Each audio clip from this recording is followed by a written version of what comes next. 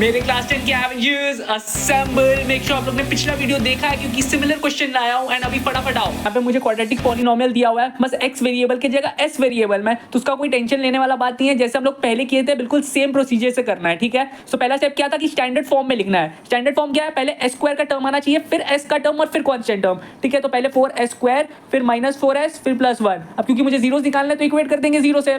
Second procedure क्या था कि मेरे को दो ऐसे नंबर्स चाहिए जिनका सम किसके इक्वल हो, b के इक्वल हो। अब b क्या है यहाँ पर -4, तो सम होना चाहिए मेरा -4, ठीक है। और प्रोडक्ट किसके इक्वल होना चाहिए, a इंटू सी। a क्या है 4, c क्या है 1, तो 4 इंटू 1, तो प्रोडक्ट हमारा 4 के इक्वल होना चाहिए, ठीक है। अब वो दो नंबर्स मेरे को मिलेंगे कैसे, प्राइम फैक्टराइज करना है, तो आप करते हैं 4 को प्राइम फैक्टराइज। तो मुझे यहाँ पे दो नंबर्स मिल चुके हैं 2 और 2, तो यही दो नंबर्स यूज होंगे, मुझे पता चल गया। सो अब देखो 2 इंटू 2 करके मुझे प्रोडक्ट 4 मिल गया, बट सम -4 चाहिए, तो यहाँ पे तो सम करने से 4 मिलेगा। तो अब क्या करें, ध्यान से देखो, अगर मैं मान लेता हूँ -2 और -2 ले लेता हूँ, तो सोचो प्रोडक्ट अभी भी क्या हुआ 4 ही है।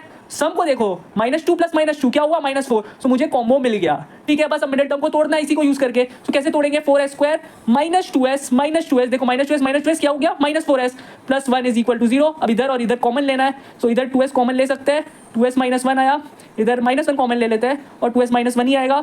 सो इधर देखो, इधर क्या मुझे मिला 2s -1 into 2s -1 equal to 0 आया। अब क्या करेंगे, इसको और इसको अलग से इक्वेट कर देंगे 0 से, तो क्या मिलेगा s is equal to half मिलेगा इधर भी, और इधर भी मुझे s is equal to half मिलेगा। सो अब इधर ध्यान से देखो, मुझे दो जीरोस मिले हैं बट दोनों सेम है। तो याद है मैंने क्या बोला था कि क्वाड्रेटिक पॉलिनोमियल का एक जीरो भी हो सकता है, तो वो एक जीरो कब होगा, जब दोनों जीरोस मेरे सेम हो जाएंगे। बात समझ रहे हो, है एक्चुअल में दो जीरोस, बट क्योंकि दोनों सेम है तो हम लोग कह सकते हैं कि एक ही जीरो है। बट एग्जाम में जब आपको लिखना होगा कितने जीरोस है, तो आपको दो बार हाफ कॉमा हाफ लिखना होगा, क्योंकि है एक्चुअल में दो जीरोस, बट क्योंकि वो दोनों सेम हो चुके तो हम लोग कह सकते हैं एक है। बट एग्जाम में याद रखना कि दोनों सेम हो फिर भी आपको दो बार लिखना होगा, half comma half are the zeros, ठीक है। अगर एक ही बार लिखोगे तो हो सकता है आधा मार्क कट जाए, तो ध्यान रखना, ठीक है।